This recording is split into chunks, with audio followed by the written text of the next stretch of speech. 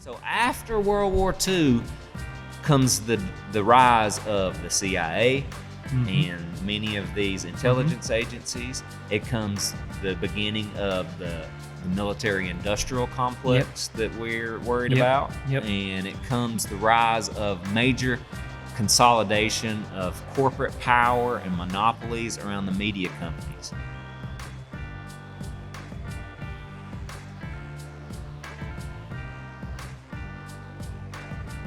And there's, so much you could say when you start walking backwards into history and considering how we got here now. We're dealing with right now, and a lot of what we need to engage with our current events. But man, there's a whole wealth of history to wrestle with, to know where we came from to get here now. And so even though we wouldn't have time to engage in that in depth and try to refrain in ways, but you can just, like you're saying, consider if there are those who are corrupt in the world, and how do people who are corrupt and have kind of a view on life and the world where they want control, they want power, they want the ability through power, they want to leverage their power to maintain their power and control and have even more power and control. And the motivator of that in a lot of respects is a fear that the other person, I have to keep them down to maintain my position up. Because if they come up, then I'm at risk and they might take what I have and I'll go down. And it's a worldview. It's an unchristian worldview. It's a survival of the fittest, every man for himself kind of worldview that's satanic, actually. But it's very active and alive. And people with that worldview seize power and control. And once you have power and control, you want to keep it. And you consider, what do I need to keep and maintain my power and control? How do I stay in this position? And you have to control what people think. You have to persuade and guide them to, because you can only so long keep people under control with your iron fist, under your boot, and using force. Eventually, people rebel against that. They'll rebel. So the better way, what's been discovered through time, is to keep the population passive, subservient and in control, satisfied and content because they're entertained. So you've said this. I'm trying to just play it out a little more here. Yeah, because, the more the merrier. So the best way is to keep them occupied and engaged, consumed, and comfortable with just enough. Occupied maybe with their basic needs. So you got your 9 to 5, and then you're worn out, and you just come home. You want to plop down in front of the TV and relax and, be entertained until you got to do the same thing the next day. And so there's a lot of levels on which we're kind of depressed and demotivated as a people, culturally, but that all works in conjunction with this kind of plan. But if you want to control what people think and manipulate them through that, then what are you have to then have control over the sources of information.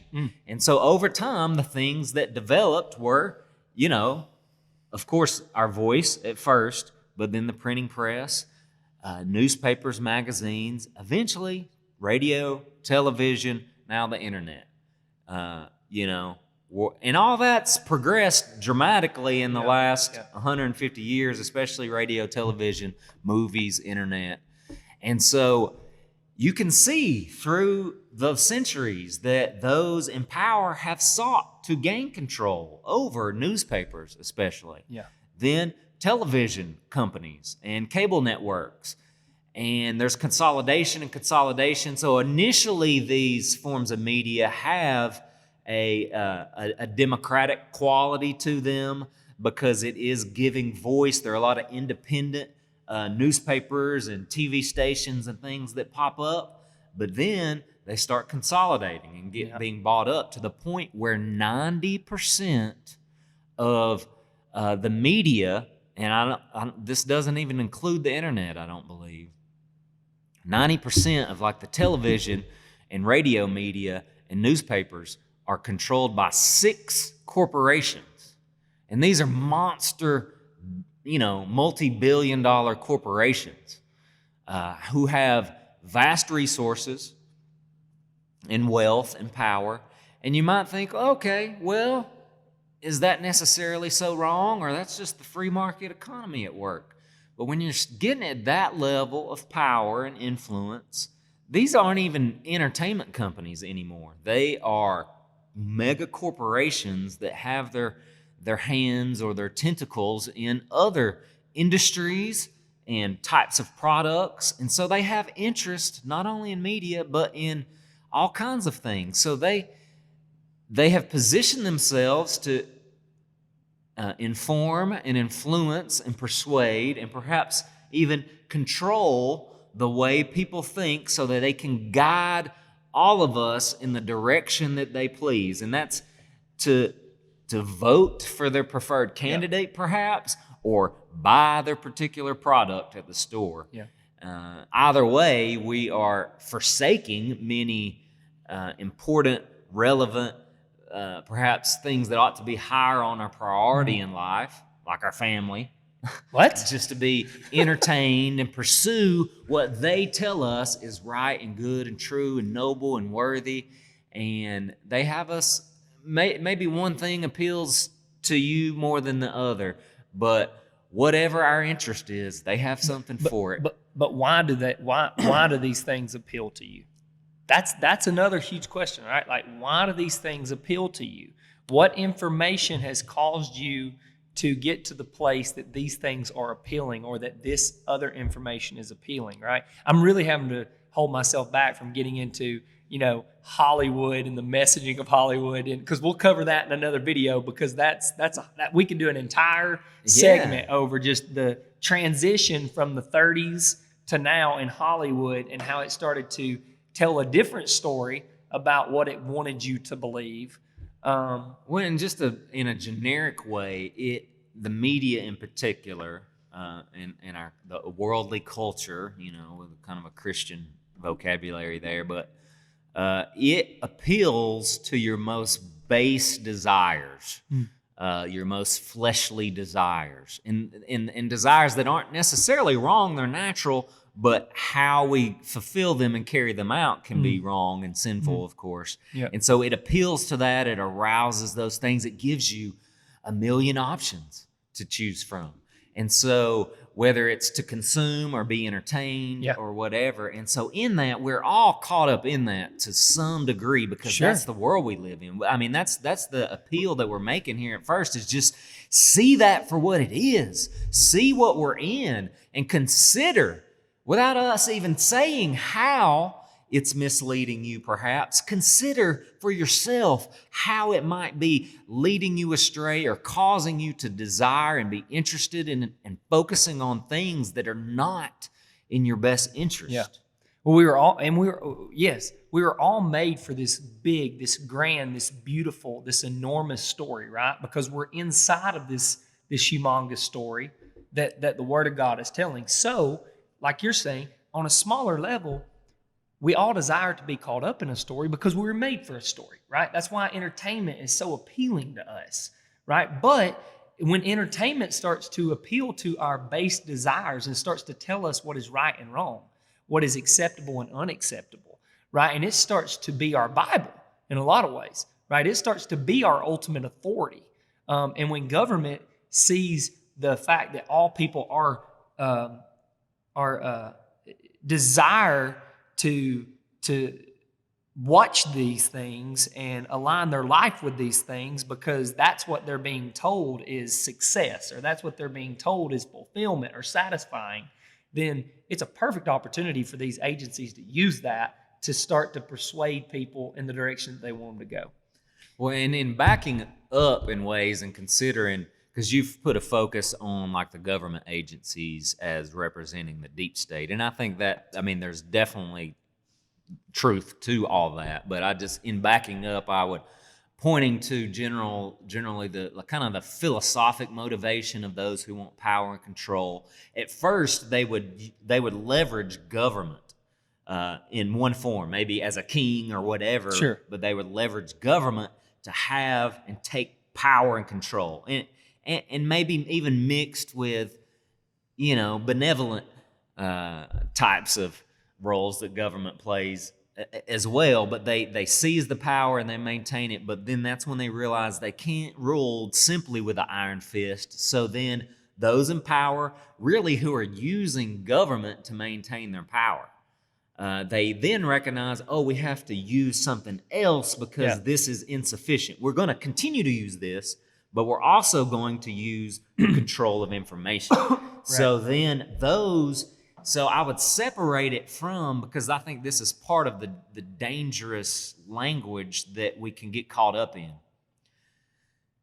Government can be neutral in the sense that it's functional.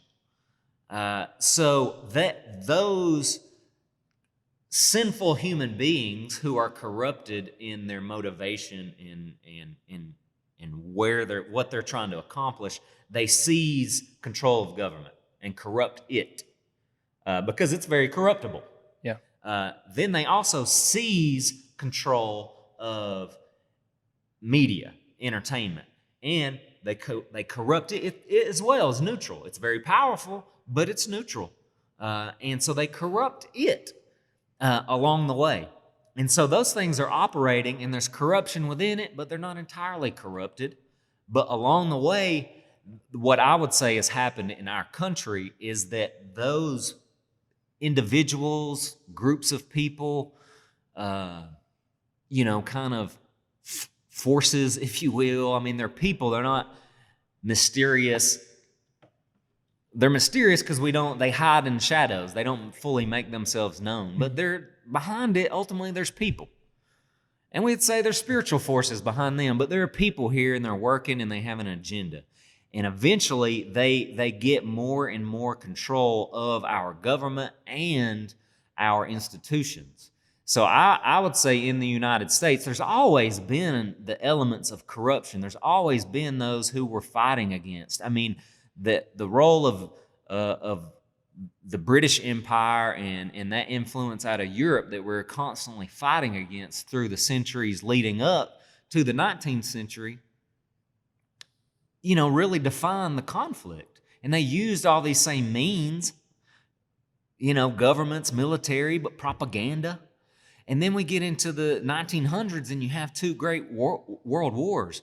In World War II, you have the Hitler and Nazi machine, who is known for their propaganda, and now it's almost like, it's almost like a movie itself, the way we think about propaganda and the use of it to control. But that didn't quite work well, like it was too obvious of what they tried to do through Hitler and the Nazi regime. They tried that iron fist. They tried too much overt control. And so what I'd actually specifically say is, after World War II, and that didn't work, then those same people and forces and influences that were behind the rise of the Nazi machine, and some of them were Americans. Some of them were Americans, and you can do research, and we'll just not get into that right now because that's one of our rabbit trails. But some of them are powerful Americans who people in power are still affiliated with. But that Nazi machine is defeated. But then, look up Operation Paperclip. Those Nazi scientists and politicians, they scattered. Those wealthy Americans who built it up, they didn't get in trouble. Yeah, they shrunk back in the shadows. So after World War II comes the rise of the CIA and many of these intelligence agencies. It comes the beginning of the military-industrial complex that we're worried about, and it comes the rise of major consolidation of corporate power and monopolies around the media companies.